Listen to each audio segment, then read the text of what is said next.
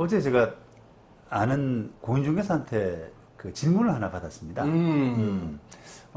아주 재밌는 질문인데요. 이제 공인중개사 일을 해보니까, 이게, 예를 들면 임대차 할 때, 임대인의 대리인으로 해서 누가 나왔단 말이에요. 그러면, 대리권이 있느냐, 위임장 가져왔느냐, 진짜냐. 이런 것들을 좀 챙겨보는데, 꼼꼼하게 챙겨보잖아요. 그렇습니다. 네. 근데 반대로 이제 임차인, 세입자, 세입자가 직접 안 나오고 그 뭐 부모나 뭐 자식이나 이렇게 해서 대리인이 나왔단 말입니다. 그럴 경우 많잖아요. 다른 지방에 사는 그렇죠, 애가 그렇죠. 이제 올라오면 엄마가 와가지고 먼저 해놓고, 그렇습니다. 청소도 해놓고, 네. 계약도 하고. 네. 그래서 그 대리인이라고 하는 사람이 그 임차인의 대리인이라고 하는 사람이 와가지고 계약 체결하고 돈 주고 하는데 그때는 위임장 같은 거 확인을 제대로 안 한다는 거죠. 실무상으로. 그렇죠. 네. 진짜 안 하죠. 실제로 안 하거든요. 네. 네. 근데 왜 그러냐? 실제로 또 안 해도 되느냐? 그게 좀 걱정인 거예요. 그리고 또 어떤 이제 임대인들은 이런 임대차 관계에서 저 임차인이 본인이 안 나오고 대리인이 왔으니까 저분한테 위임장 받아와라. 임대인이 그런데요. 진짜로요? 임대인이 그러니까. 그렇죠. 또 확실하게 하는 게 좋으니까. 그렇죠, 또 그렇죠. 이상한 사람 네, 넣을 네. 수도 있고. 근데 공인중개사로서는 그거 안 해도 됩니다. 라고 하고 싶은데 이유를 잘 모르겠답니다. 그런 생각을 진짜 한 번도 안 해봤네요. 그렇죠. 임대인 아니면 뭐 매도자의 막 대리 진짜냐 가짜냐 확인하고 뭐 민증부터 뭐 등기 권리증부터 막 확인하라 그런 말씀을 많이 하시잖아요. 그렇죠. 네. 근데 임차인 뭐 매수인 네. 이런 건 한 번도 안 해봤네요. 맞습니다. 예. 네. 그래서 이제 그게 그 아주 재밌는 질문이고 또 그게 조금 그 법을 알아야 또 실무를 알아야 답을 할 수 있는 부분이라 어제 조금 이제 즐겁게 좀 답을 해드렸는데 그걸 한번 정리하는 차원에서 영상을 한번 찍게 됐습니다. 자, 우선 그냥 뭐 그러니까 임대차 관계라고 전제하시죠. 네, 네. 그분이 그렇게 물었으니까 임대차 관계에서 계약을 대리인이 와가지고 계약을 했는데 나 저기 그 임대해 준 적 없어요. 또는 임대차를 대리한 적 없어요라고 이렇게 부인하는 본인이 부인하는 경우 있잖아요. 그러니까 그렇죠. 임대인 본인이 부인하든지 임차인 본인이 부인하든지라고 하는 그런 대리권 부인하는 그런 상황, 그런 상황을 이제 걱정해서 야. 우리가 위임장을 받아두지 않습니까? 복잡해지는 위임 거죠. 관계를 확인하는 건데 네. 실무상으로 어떤 경우가 더 위임 관계를 부인하는 경우가 많으냐? 그렇죠. 당연히 임대인 쪽이거든요. 그렇죠. 임대인 쪽.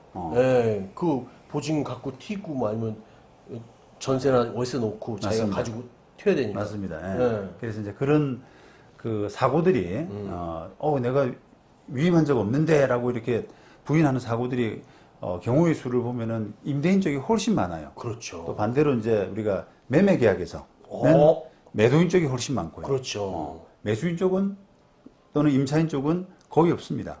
그렇죠. 그러면 이제 우리가 이 임대차를 부인한다라고 하는 거는 또는 매매 계약을 부인한다라고 하는 거는 실제로 이게 그 뭐랄까요 위임 관계가 없어서 부인하는 경우도 있죠.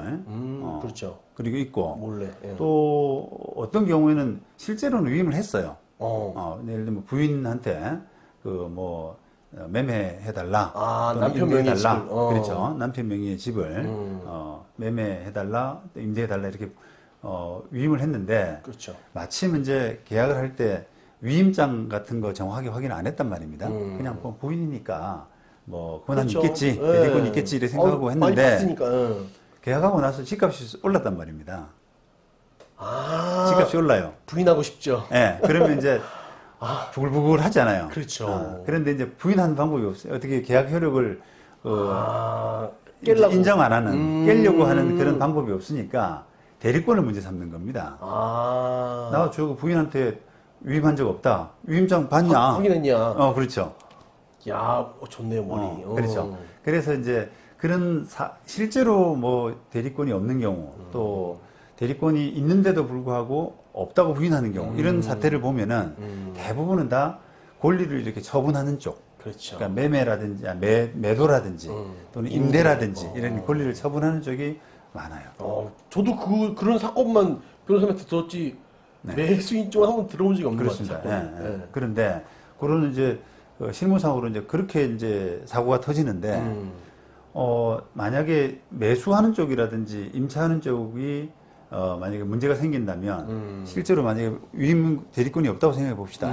그러면은 그 대리권도 없이 대리인이라고 하는 사람이 돈 싸들고 와서 그죠? 매매 대금 뭐 10% 싸들고 오고 임대차 계약에 또 보증금의 10% 이렇게 싸들고 와가지고 계약을 그 할 것이냐, 그죠? 돈을 주면서 돈을 주면서까지 그건 그런 일은 별로 없거든요. 그죠? 그러겠네요. 대리권이 있으니까 이제 그렇게 하는 거고. 그렇죠. 예. 자기 돈을 공짜로 줄 수는 없잖아요. 그렇습니다. 내 돈 주면서 그렇습니다. 해줄 수는 없잖아요. 예. 그리고 이제 그렇게 해서 만약에 이제 그런 경우가 있을 수는 있죠, 간혹. 그렇죠. 뭐 예를 들면 어머니가 와가지고 아들 명의로 임대차를 했는데 나중에 아들이 마음에 안 드는 거예요, 그 집이. 그러면 이제 부인할 방법을 찾다가 어머니가 저기 대리권 없다, 어머니한테 위임 안 했다 이렇게 한다 칩시다. 예? 더 싼 그 전세를 구한 거야, 아들이. 그렇죠. 더 좋은 집을 본 거예요. 그러면 이제 그 대리권을 부인하는 경우가 발생할 수도 있는데 문제는 이제 그렇게 되면은 어머니가 무권 대리를 한 셈이잖아요. 권한 없는 대리, 무권 대리라고 그러는데 무권 대리는 민법상으로 법률상으로 책임을 지게 되어 있습니다. 법적으로.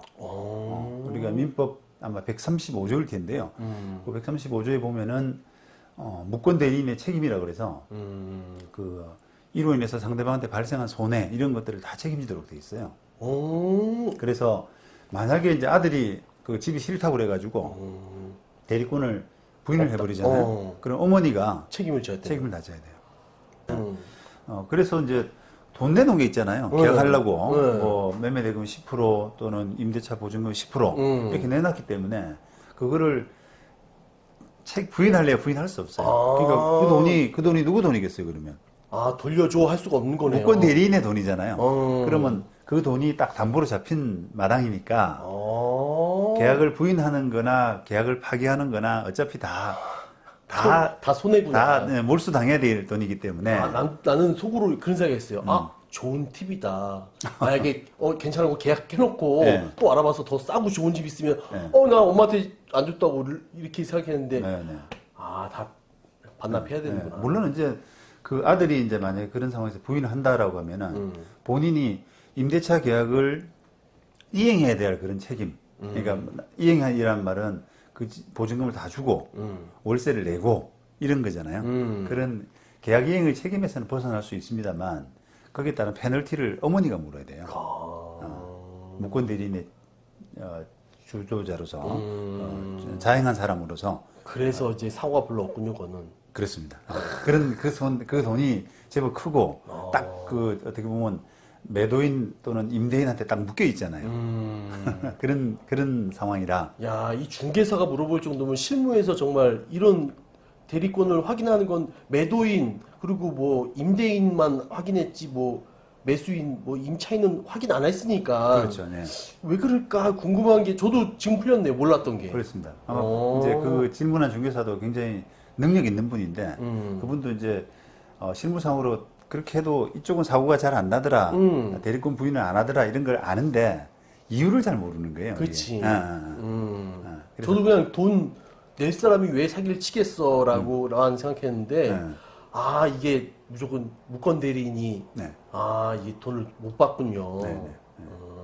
그런 면에서 이제 그런 걸 참고하시면 될 것 같고, 근데 원칙은 하여튼 양쪽 다 하는 것이, 그죠? 대리권이란 건 남이 나왔었기 때문에, 뭐 권리를 처분하는 쪽이든, 또는 권리를 취득하는 쪽이든, 어느 쪽이든 간에 대리인이 나왔다 그러면 그쪽의 위임권을 확인하는 것이 기본 원칙이긴 합니다.